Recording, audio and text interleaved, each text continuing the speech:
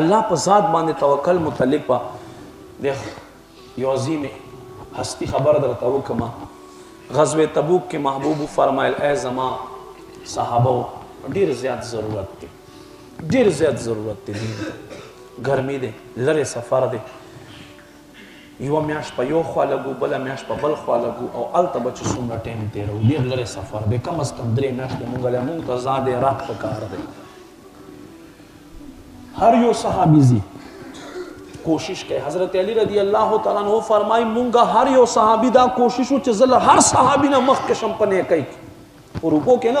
مخ پروپو کے مقابلے کو او غوڑو جنت دنیا کے راحت غوڑو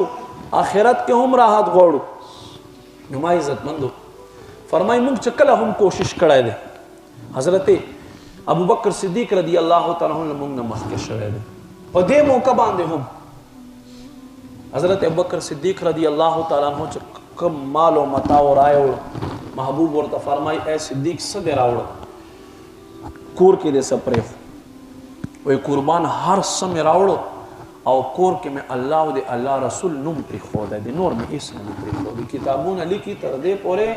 حضرت ابوبکر صدیق رضی اللہ تعالیٰ پا دیوارو باندے ہم لاس راکا گلت چرت دا سستن پاتا نشی پلار کے میں مجاہد تا پکار باندے ورشی چھ دا ہم زمان پا جہاد کی استعمال شی. حضرت عمر رضی اللہ تعالیٰ عنہ فرمائی چھ زکور تا پا منڈل آرم چھ دیزل خوزت صدیق نا سبقت ہوئے سما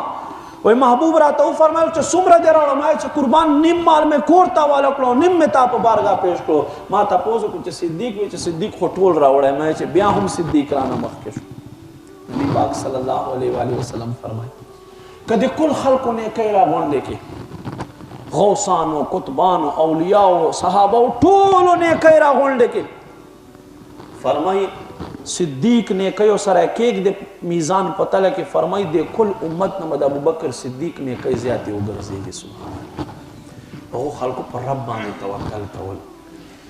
نن مونگ خلق چیو مونگ ضروریات ترجیح ورکو